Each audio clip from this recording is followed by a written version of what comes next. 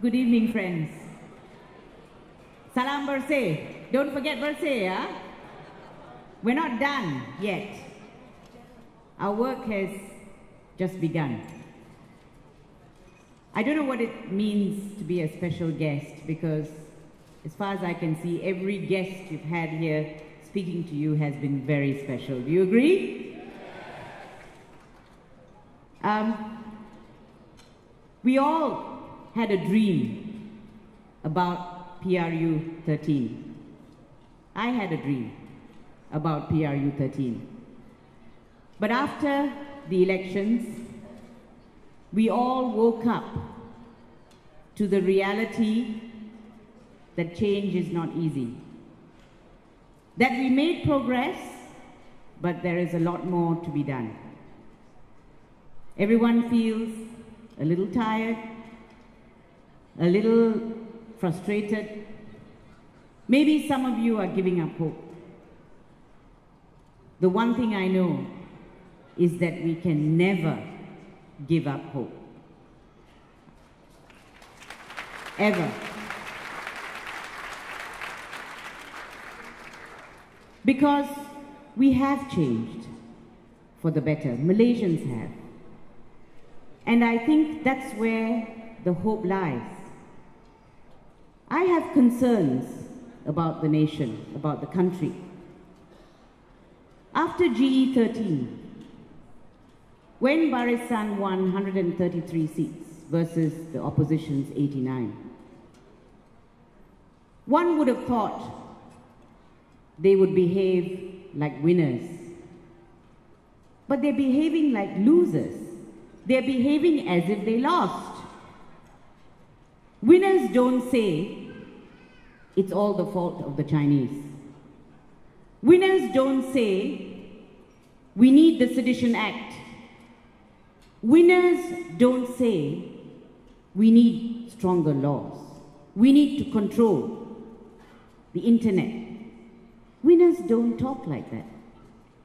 So what's the problem? What is the problem that we're facing? What we are facing is an awareness in the ruling party that there is a real crisis of confidence in them. It's their own doing. Our institutions leave a lot to be desired. I don't have to go into that.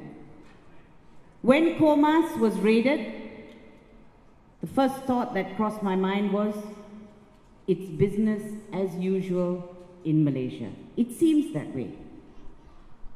That may be so with the ruling party. That may be so with the agencies, the government agencies. Why are they so nervous? Why are they afraid of the rakyat? Why are they afraid to hear our voices? Why? You know why? Because we are united. Because we make sense.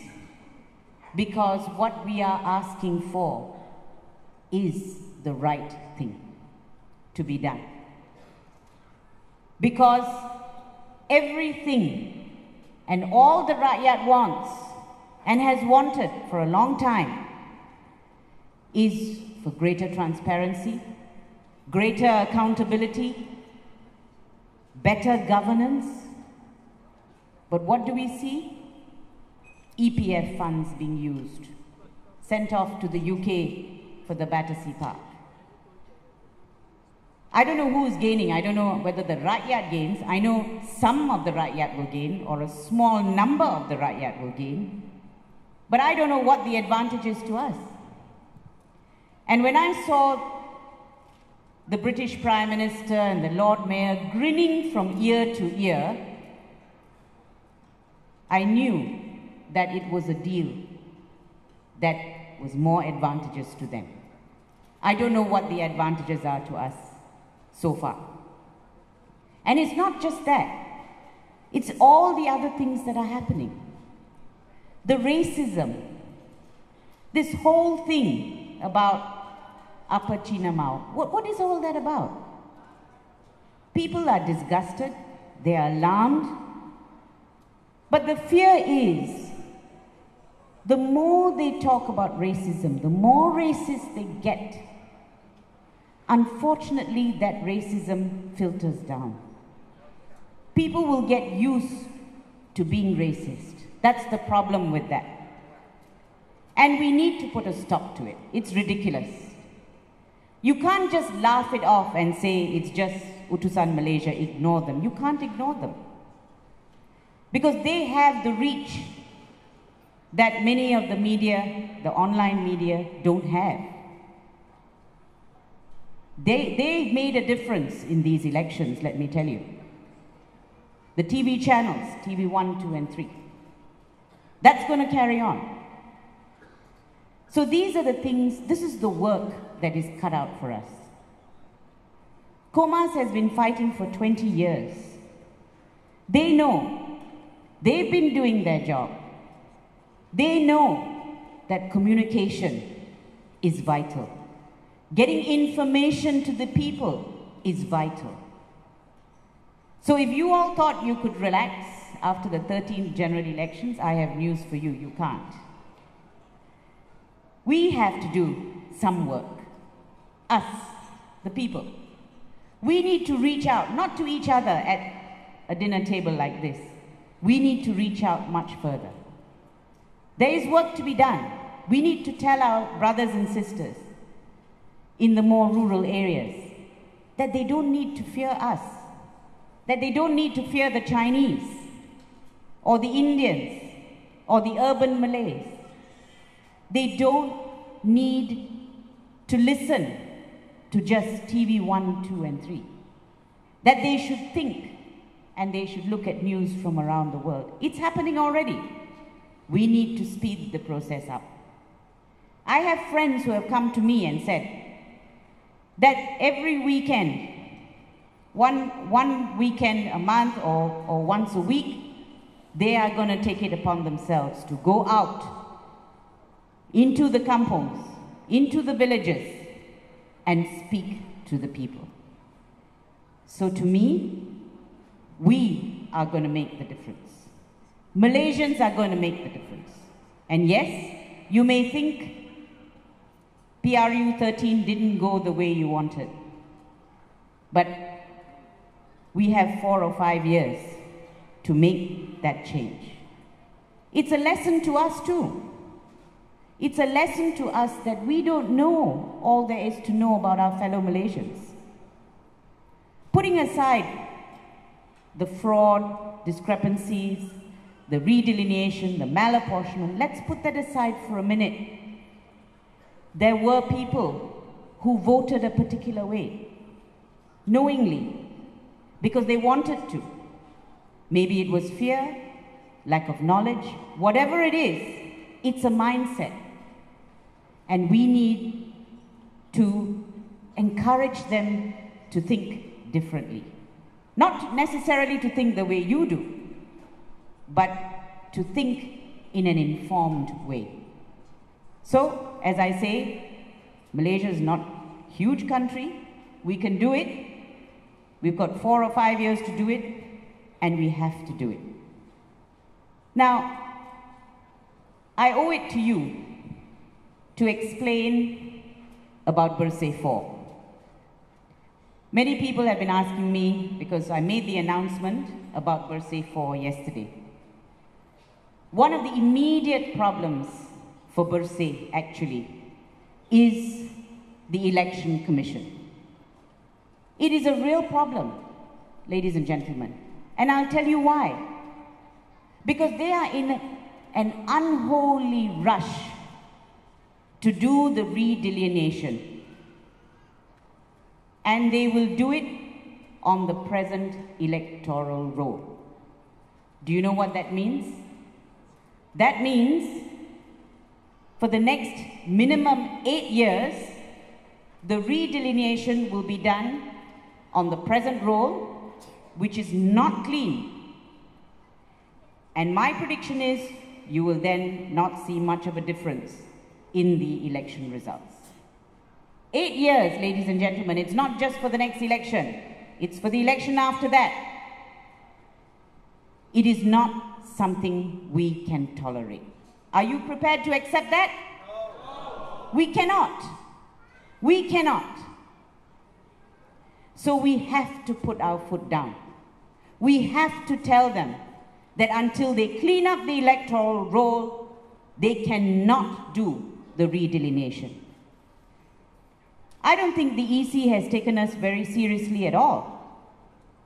So we need to show them we mean business. If 250,000 is not enough for them to listen to us, it's got to be more. It's got to be more than that. They're going to have to hear us time and again until they actually listen. I raised this with the EC yesterday, EC member at a Bar Council function. There was no response. I asked the question, are you prepared to stop with the redelineation until the electoral roll is cleaned up? No answer. They're carrying on with it, ladies and gentlemen. They're carrying on with it. They're brazen, this EC doesn't get embarrassed easily. They don't get embarrassed at all. If I were them, I would have stepped down a long time ago, based purely on the indelible ink, which was an utter fiasco. And of course, one would have thought they learned their lesson. Oh no, they're doing it in Kuala Besut again.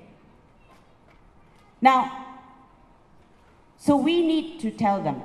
And this quarrel is not with the government. It is with the Election Commission. The power to redelineate and the choice to redelineate is in the hands entirely of the Election Commission. We need to tell them that it's time they started working for us, for the people. Bersih 4 is the people versus SPR. That's what Bersih 4 is about.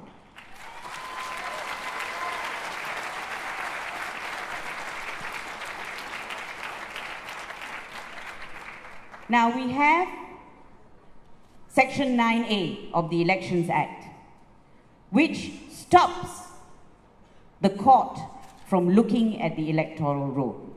It prevents the court from looking at the electoral roll.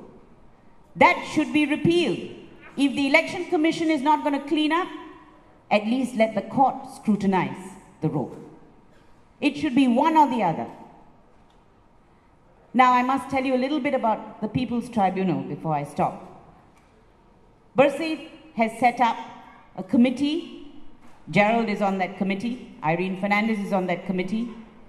And we are proceeding with the People's Tribunal. It is happening from the 18th to the 23rd of September. We have a panel. We will announce the names shortly. And they are going to hear all the evidence in relation to the 13th general elections. The point is, we want to look at the whole system. We want to see what went wrong in PRU 13. We want the facts, we want the truth. We deserve the truth. We absolutely deserve the truth about PRU 13. Why do you think everyone is in such a rush to say, accept the results? Accept the results. And that, I think, they're putting it even in the King's, in the response to the King's address. My question is, what do you mean accept the results? The law allows you to challenge the results. What do you mean accept the results? It's against the law for you to say that, for you to put it in your vote of thanks to the King. What are election petitions there for? To challenge the results. So what does this mean, accept the results, when the law allows you to challenge it? You've seen the performance of our ministers so far. Well, you be the judge. You be the judge. Some of them don't know the law. They don't know the issues. They don't bother finding out what the issues are. That's what's happening at the moment. Not satisfactory at all. But that's where the opposition has to do their work. They've got their work cut out for them as well.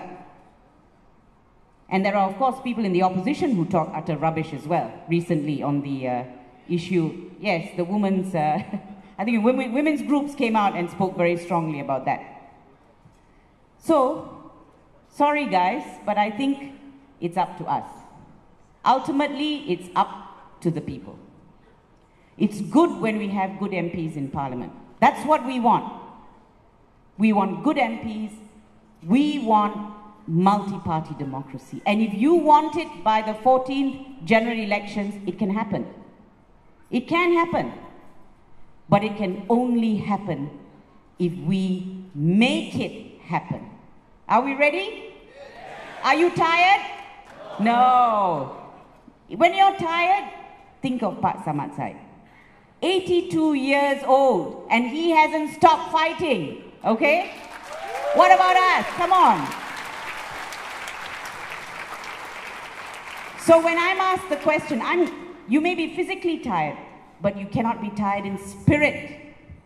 When I'm asked the question, is Bersih, what's Bersih doing? Are you still fighting? I said, my response is, we haven't stopped fighting for one single minute for free and fair elections, and we will not stop.